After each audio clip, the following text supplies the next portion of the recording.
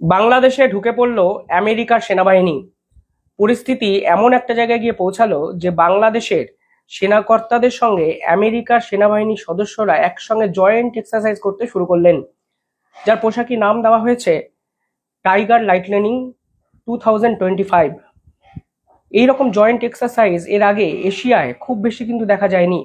আমরা আফগানিস্তানে দেখেছিলাম, কিন্তু তারপরে বাংলাদেশই প্রথম রাষ্ট্র অন্তত 7-8 মাসে ঘটনা প্রবাহ এমন একটা জায়গায় চলে গেল যে আমেরিকার সেনাবাহিনী খোদ বাংলাদেশে এলেন এবং বাংলাদেশের সেনাবাহিনীর সদস্যদের সঙ্গে একসঙ্গে মিলে এক্সারসাইজ করতে শুরু করলেন। এই পুরো বিষয়টা খুব একটা সহজভাবে ভাববেন না, কারণ এই বিষয়টাকে সামনে রেখে পিছনে এমন কিছু খেলা শেষ 2 মাস ধরে বাংলাদেশে হয়েছে যা কিন্তু সাধারণ মানুষরা জানতেই পারেননি, জানার চেষ্টাও করেননি, কারণ বাংলাদেশের মিডিয়া এই পুরো বিষয়টাকে অত্যন্ত বুদ্ধিমত্তার সঙ্গে এড়িয়ে গেছেন।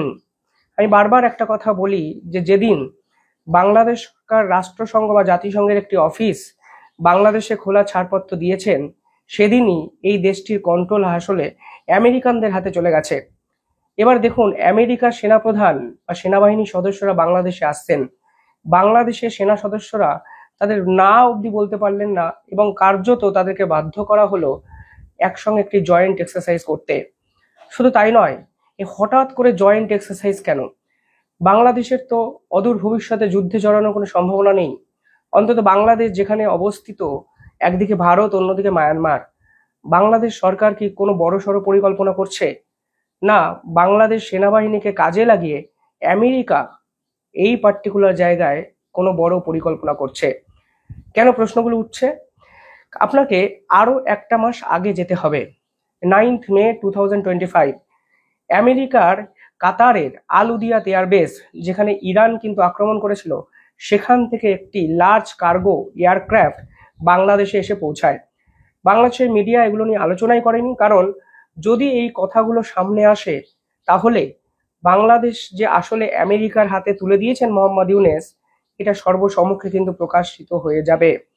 শেখ হাসিনা যে আশঙ্কা করেছিলেন একদম হুবহু প্ল্যান ওয়াইজ ঠিক সেটাই করে যাচ্ছেন মোহাম্মদ ইউনূস। 9th মে 2025 কাতারের আল উদিয়াত এয়ারবেস, যে এয়ারবেসের কন্ট্রোল আমেরিকার, সেখান থেকে একটি লার্জ কার্গো এয়ারক্রাফট বাংলাদেশে আসেন। কাতার এয়ারওয়েজের এই বিমানটির নাম্বারও আমি আপনাদের বলে দিচ্ছি, OL641, OR641। এই বিমানটি কিন্তু কাতার থেকে বাংলাদেশের এয়ারপোর্টে এসে পৌঁছায়। কোন এয়ারপোর্টে নেমেছে সেটাও আমি আপনাদের বলবো, কিন্তু এই পার্টিকুলার এয়ারক্রাফটে ছিলেন কারা? 4 জন অত্যন্ত গুরুত্বপূর্ণ মার্কিন সেনা অফিসার ছিলেন, যারা আসলে দক্ষিণ এশিয়ার পলিটিক্সে রেজিম চেঞ্জ করার জন্য বিখ্যাত। প্রথম জনের নাম টার্লিন। টার্লিন আসলে আমেরিকার এয়ারফোর্স, ইউএস এয়ারফোর্সের লজিস্টিক ডিরেক্টর। দ্বিতীয় জনের নাম ডেভিড থমাস, তিনি প্রোডাক্ট সেলস ম্যানেজার। তৃতীয় জনের নাম মাইকেল কডি, তিনি senior director of logistic and fleet manager. 4 নম্বরের নাম স্টাফ সার্জেন্ট মাইকেল লুকাস। এই 4 জন হঠাৎ করে কাউকে না বলে ভিতরে ভিতরে প্ল্যানিং করে বাংলাদেশের শারজালাল যে এয়ারপোর্ট আছে, শারজালাল এয়ারপোর্টে কিন্তু নামেন। এই শারজালাল ইন্টারন্যাশনাল এয়ারপোর্টে নামার পর তারা ঢাকায় ওয়েস্টিনে ছিলেন। ওয়েস্টিনে যাওয়ার পর চট্টগ্রামের কাছে একটি দ্বীপ আছে, সেখানে তারা ট্রেনিং করেন। সেই ট্রেনিং এর কিছু ছবি ভিডিও আমাদের সামনে আসে। শুধুমাত্র হঠাৎ করে বাংলাদেশ সেনাবাহিনীকে ট্রেনিং কেন দিতে চাইছে আমেরিকা, এর পিছনেও কিন্তু একটা কারণ আছে। আপনাদের মনে আছে, ঠিক মনে সম্ভবত 7-8 দিন আগে একটি খবর নিয়ে সকল জায়গায় আলোড়ন পড়ে যায়, তা হলো মায়ানমার বর্ডারে যে 7 সিস্টার্স অঞ্চল আছে ভারতের, সেখানে একটি সার্জিক্যাল স্ট্রাইক করা হয়েছে ভারতের পক্ষ থেকে। স্পেশালি টার্গেট পয়েন্টে কারা ছিল? টার্গেট পয়েন্টে ছিল উলফা আইয়ের সদস্যরা। পরবর্তীকালে রিপোর্ট আসে সেই উলফা আইয়ের সদস্যরা মায়ানমার থেকে বাংলাদেশে কিন্তু মুভ করে গেছে। এই 7 সিস্টার্স অঞ্চল শুধুমাত্র ভারতের জন্য ইম্পর্টেন্ট তা কিন্তু নয়। দিনের পর দিন আমেরিকার লং টার্ম জিওপলিটিক্যাল প্ল্যানে এই 7 সিস্টার্সের কিছুটা অংশ, মায়ানমারের কিছুটা অংশ এবং বাংলাদেশের কিছুটা অংশ নিয়ে তারা একটি খ্রিস্টান রাষ্ট্র তৈরি করতে চেয়েছেন। এই খ্রিস্টান রাষ্ট্র তৈরি করার জন্য এবার বাংলাদেশ সেনাবাহিনীর উপর ভর করে তারা এগিয়ে যেতে চাইছেন, যা শেখ হাসিনার সময় কিন্তু তারা পারেননি। শেখ হাসিনার সেই বিখ্যাত উক্তিটির কথা মনে আছে? বিখ্যাত বলছি কারণ দেখুন, ইতিহাসে এই উক্তিটি থেকে যাবে। তিনি ডোনাল্ড লুয়ের কথা বলেছিলেন। ডোনাল্ড লুকে বলা হতো জো বাইডেনের রেজিম চেঞ্জ অফিসার, যিনি দক্ষিণ এশিয়ায় মূলত কাজ করতেন, তিনি সর্বসমক্ষে প্রথম শেখ হাসিনাকে নাকি প্রস্তাব দেন সেন্ট মার্টিনস দ্বীপটি আমেরিকার হাতে তুলে দেওয়ার জন্য। কারণ সেন্ট মার্টিনস দ্বীপটিকে কেন্দ্র করে আমেরিকা একটি এয়ার বেস তৈরি করতে চায়, এবং এই এয়ার বেস যদি হয় তাহলে ইন্দো প্যাসিফিকে চায়নাকে কাউন্টার করতে পারবে। শেখ হাসিনা চলে যায়, কারণ শেখ হাসিনা এই এই যে পার্টিকুলার আমেরিকার প্রস্তাবে রাজি হয়নি। উল্টে তখন তারা বলেছিলেন যে কোনো অবস্থাতেই বাংলাদেশের মাটিকে ব্যবহার করে আমাদের দেশের প্রতিবেশীর বিপক্ষে যুদ্ধ করব, এই রকম সিচুয়েশন বাংলাদেশ সরকার চায় না। অর্থাৎ কোনো বিদেশি শক্তিকে বাংলাদেশের মাটিকে ব্যবহার করতে দেওয়া হবে না। তারপর আপনারা জানেন ডিপ স্টেট আসরে নামে কোটি কোটি টাকা দিয়ে ছাত্র নেতাদের নিয়ে একটি দল তৈরি করা হয়। ইউএসএইড এর টাকা বাংলাদেশ ইনভেস্ট হয়েছে, তা এখন প্রমাণিত সত্য। স্বয়ং ইলন মাস্ক টুইট করে বলেছেন যে কয়েক হাজার কোটি টাকা বাংলাদেশে ইনভেস্ট করা হয়েছে ইউএসএইড এবং ডিপ স্টেটের পক্ষ থেকে। অর্থাৎ শেখ হাসিনাকে সরিয়ে এই জায়গায় রেজিম চেঞ্জ করা সম্ভব হয়েছে আমেরিকার। শেখ হাসিনার পরে ক্ষমতায় বসেন মোহাম্মদ ইউনেস, যিনি আমেরিকার দালাল, আমেরিকার হাতে দেশকে তুলে দেওয়ার জন্য বিভিন্ন ষড়যন্ত্র করছে। দেশের যখন অস্থির সিচুয়েশন, তখন হঠাৎ করে আমেরিকার সেনাবাহিনীর সঙ্গে জয়েন্ট এক্সারসাইজ, পরিষ্কার বোঝা যাচ্ছে এখানে এরা মায়ানমারকে কেন্দ্র করে বড় সড়ো কোনো প্ল্যান করছে। আর একটা বিষয় আপনারা নিজেরাও বুঝতে পারবেন, কখন আমেরিকা এত সক্রিয়তা দেখালো, যখন এই অঞ্চলে ভারত সার্জিক্যাল স্ট্রাইকটা করে দিয়েছে, যখন বিভিন্ন জায়গায় খবর বেরিয়ে গেছে যে ভারত এই সেভেন সিস্টার্স অঞ্চলকে কেন্দ্র করে অত্যন্ত গুরুত্বপূর্ণ কিছু পরিকল্পনা করেছে, এবং কোনো অবস্থাতেই সেভেন সিস্টার্সকে অশান্ত করার চেষ্টা ভারত রেয়াত করবে না। এর জন্য উলফা আইয়ের উপর সার্জিক্যাল স্ট্রাইক করা হয়।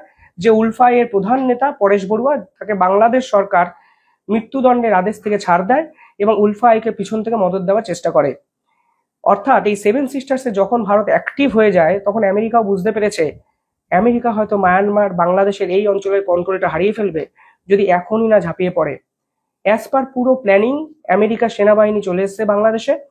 সিলেটে তারা বাংলাদেশের সেনাকর্তাদের সঙ্গে একটি মিটিং করেছে। এরপর জয়েন্ট এক্সারসাইজ শুরু হয়েছে, যার পোশাকি নাম দেওয়া হয়েছে লাইটনিং 2025, টাইগার লাইটনিং বলে সম্ভবত নাম। এর পিছনে আর কি কারণ আছে? আমেরিকা বহুদিন ধরেই চাইছে আরাকান আর্মির হাতে অস্ত্র তুলে দিতে। আরাকান আর্মির হাতে অস্ত্র তুলে দেওয়ার জন্য তাদের একটা সেফ প্যাসেজের প্রয়োজন আছে। এই যে লার্জ কার্গো এয়ারক্রাফটের কথা আমরা বলেছিলাম, যেটা মে 2025 এর পর থেকে বাংলাদেশে রিপিটেডলি আসতে শুরু করে, রিপোর্ট বলছে, আমি রিপোর্টটা আপনাদের দেখাচ্ছিও, সেই লার্জ কার্গো এয়ারক্রাফটে বিপুল অস্ত্র নিয়ে আমেরিকা বাংলাদেশে এসে পৌঁছেছে।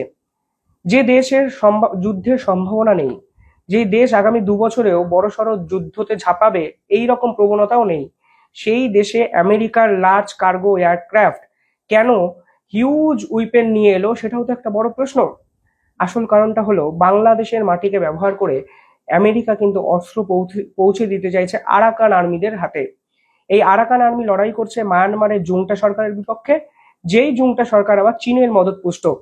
কালকে দ্য ইন্ডিপেন্ডেন্ট নেটওয়ার্কে আমি পুরো হুবহু এরকম একটি স্টোরি করেছি, যেখানে আপনাদের থাইল্যান্ড বনাম কম্বোডিয়ার যুদ্ধের কথা আপনাদের বলেছি, যে কম্বোডিয়াকে পিছন দিকে ব্যাক করে চায়না এবং থাইল্যান্ড আমেরিকার মদতপুষ্ট, দুই দেশ যুদ্ধ করতে শুরু করেছে। ফলে আলটিমেটলি এশিয়ার মধ্যে প্রত্যেকটি দেশ একে অপরের সঙ্গে যুদ্ধে যখন ঝাঁপিয়ে পড়ছে, তখন দুধ থেকে ক্রিমটা আলাদা করে খেয়ে চলে যাওয়ার প্রবণতা তৈরি করছে আমেরিকা। আজকে যখন ভারত মায়ানমারকে নিয়ে এত সিরিয়াসলি ভাবছে, যেখানে ভারত মায়ানমারকে কেন্দ্র করে কালাদান প্রজেক্ট করেছে, সিটিউ বন্দর অত্যন্ত গুরুত্বপূর্ণ বন্দর অন্তত ভারতের জিওপলিটিক্যাল সারফেসে, সেখানে আমেরিকা ঝাঁপিয়ে পড়েছে মায়ানমার বাংলাদেশের একটি ছোট্ট জায়গাকে আলাদা করে স্বাধীন খ্রিস্টান রাষ্ট্র তৈরি করতে। আমাদের দেশে প্রায় মাঝে মধ্যে আপনারা মণিপুর ইনসিডেন্টের কথা শোনেন, বিভিন্ন বিদ্রোহী গ্রুপের আন্দোলনের কথা শোনেন, কিন্তু বারবার খবরে এসছে যে এই বিদ্রোহী গ্রুপগুলো যে অস্ত্র ব্যবহার করে তা কিন্তু বিদেশি অস্ত্র। অর্থাৎ এই বিদ্রোহী গ্রুপ, যে ভারতের মিলিটেন্ট গ্রুপ, এদের হাতে এত বিদেশি অস্ত্র তুলে দেয় কারা? কেউ বা কারা এই অস্ত্রগুলোকে বিদ্রোহী গ্রুপগুলোর হাতে পৌঁছে দিয়ে ভারতবর্ষের উত্তর পূর্ব অঞ্চলকে অশান্ত করার চেষ্টা করেছে, তা একাধিক বিশেষজ্ঞ বারবার বলেছেন। এবার আমেরিকা আর সময় নষ্ট করতে চাইছে না।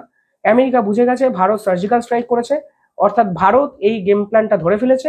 এই জন্য বাংলাদেশের সেনাবাহিনীর কন্ট্রোল আমেরিকা কার্যত নিতে শুরু করলো, এবং বাংলাদেশের সেনাবাহিনীকে সামনে রেখে পিছনে বৃহত্তর অপারেশন ডোনাল্ড ট্রাম্পের সেনাবাহিনী করবে, তা পরিষ্কার বোঝা যাচ্ছে। দেখুন, এই পুরো বিষয়টার মধ্যে সব থেকে বিপাকে পড়বে কে জানেন? মোহাম্মদ ইউনূসের বাংলাদেশ। বাংলাদেশ এমন একটা জায়গায় অবস্থান করছে যে চীনের হিউজ ইনভেস্টমেন্ট সেই দেশে এসছে। চীনকে তারা না বলার জায়গায় নেই, কারণ চীনের থেকে বিপুল ঋণ তারা নিয়েছে, 20 বছরের চুক্তি, 3% ইন্টারেস্ট। এখানে আমেরিকাও ঢুকে গেছে। ফলে দু নৌকায় পা দিয়ে চলার প্রবণতা মোহাম্মদ ইউনূস দেখাচ্ছেন, যা কিন্তু একটা দেশের ডিপ্লোম্যাটিক স্তরে সব থেকে বড় খারাপ বিজ্ঞাপন হতে পারে, এবং ভবিষ্যতে বিপদের মুখেও এই দেশটি কিন্তু পড়তে পারে। আপনারা কিভাবে দেখছেন কমেন্টে জানাবেন। ধন্যবাদ।